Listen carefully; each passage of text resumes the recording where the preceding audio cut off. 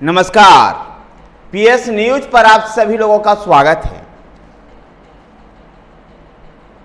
उड़ीसा के अंदर सरकार बनाने की तैयारी में है भारतीय जनता पार्टी, तो किला बचाने में जुटा है बीजू जनता दल।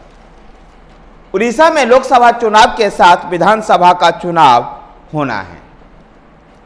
विधानसभा और लोकसभा का चुनाव एक साथ चल रहा है। उड़ीसा के चुनाव प्रचार के दौरान, चुनाव कैंपेन के दौरान प्रधानमंत्री लगातार इस बात का संकेत दे रहे हैं कि 4 जून के बाद बीजू जनता दल की जो नवीन पटनायक की सरकार है, इसकी विदाई होगी और राज्य में भारतीय जनता पार्टी की सरकार बनेगी। ऐसा ही बातें अमित शाह भी लगातार चुनाव प्रचार के दौरान कह रहे हैं। इसका कहने के पीछे एक आधार भी है। लंबे समय से उड़ीसा में मुख्यमंत्री रहे नवीन पटनायक अगर फिर से एक बार चुनाव जीत करके मुख्यमंत्री बनते हैं तो ये भी एक रिकॉर्ड होगा और भारतीय जनता पार्टी भी सरकार अगर बनाएगी तो राज्य में पहली बार सरकार बनेगी भाजपा की। दोनों ही स्थिति में राज्य में एक रिकॉर्ड बनता हुआ दिखाई दे रहा है। गौरतलब है कि सन 2000 से राज्य में मुख्यमंत्री बने हुए हैं नवीन पटनायक, और जिस प्रकार से इस प्रकार भारतीय जनता पार्टी 2014 से 2019 के बीच में आगे बढ़ती गई और 2024 में सरकार बनाने का दावा भी कर रही है भाजपा। ऐसे में देखना दिलचस्प है कि आखिर 4 जून को उड़ीसा का रिजल्ट क्या आएगा।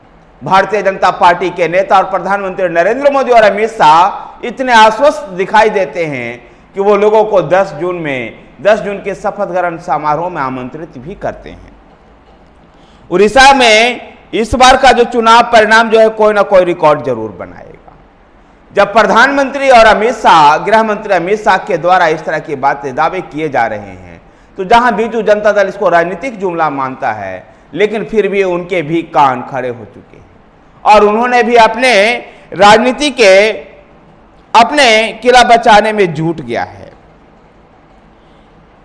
अगर बीजू जनता दल सतत नवीन पटनायक देश के सबसे लंबे समय तक अगर मुख्यमंत्री बन जाएंगे, अगर वो चुनाव जीतकर फिर से मुख्यमंत्री बनते हैं तो, और भाजपा की पूर्ण बहुमत की सरकार अगर हासिल करते हैं तो उड़ीसा में पहली बार भाजपा की सरकार होगी। यद्यपि 2009 से पहले बीजू जनता दल की सरकार में भारतीय जनता पार्टी भी भागीदार हुआ करती थी। भारतीय जनता पार्टी का लगातार प्रदर्शन राज्य में सुधार रहा है। अगर 2009 के लोकसभा चुनाव की बात करें तो शून्य पर यहां भाजपा रही थी, लेकिन 2014 के में 1 सीट जीती और 21.9% वोट उसको हासिल हुआ। तो 2019 में भाजपा को 38.9% वोट के साथ राज्य में 8 लोकसभा सीट जीतने में कामयाब रही। इसके मुकाबले में बीजू जनता दल को 2014 में जहां 44.8% वोट मिला था, वहीं पर 2019 में यह गिर कर 43.3% तक पहुंच गया। उधर भाजपा का जनाधार बढ़ने के साथ ही कांग्रेस राज्य की राजनीति में हाशिए पर चली गई और ये जनजातीय बहुल दक्षिणी उड़ीसा में सिमटती नजर आ रही है। ओडिया अस्मिता पर जमकर बातें हुई है। प्रधानमंत्री नरेंद्र मोदी इस बात को कहते हैं और अमित शाह और भारतीय जनता पार्टी के तमाम नेता चुनाव में इस बात को मुद्दा बनाते हैं कि नवीन पटनायक की उम्र बहुत अधिक हो रही है और बढ़ती उम्र के कारण बीजू जनता दल ने बीके पांडियन को बाहर से आउटसोर्स किया है।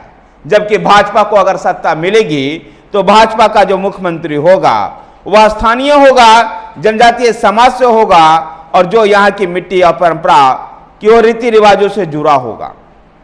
गौरतलब है कि नवीन पटनायक के सहयोगी बीके पांडियन इस बार उड़ीसा के चुनाव में मुद्दा बन गए। पिछले कुछ सालों से जिस प्रकार से बीके पांडियन का कद बढ़ा है, बीके पांडियन पहले मुख्य सचिव रहे, मूलतः उनका संबंध तमिलनाडु राज्य से है। बीके पांडियन इस समय बीजू जनता दल 2024 के चुनाव में बीजू जनता दल के लिए स्टार प्रचारकों की सूची में नंबर 2 पर थे और चुनाव से पहले भी वो इसी तरह का बर्ताव कर रहे थे, जिससे नाराज होकर कई बीजू जनता दल के नेताओं ने बीजू जनता दल को भी छोड़ दिया था। अब देखना दिलचस्प है कि 4 जून को उड़ीसा में क्या रिजल्ट आता है, लेकिन इतना संकेत दे रहा है कि उड़ीसा में नवीन बाबू की जो कुर्सी है वो हिली हुई नजर आती है।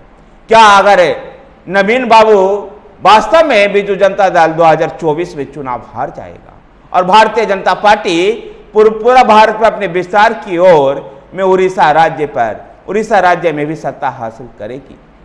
अगर ऐसा संभव हो पाया तो भारतीय जनता पार्टी के लिए ये सोने पे सुहागा जैसी स्थिति होगी। धन्यवाद साथियों, वीडियो को लाइक कीजिए, शेयर कीजिए, हमारे साथ बने रहने के लिए हमारे चैनल PS न्यूज को सब्सक्राइब कीजिए। धन्यवाद।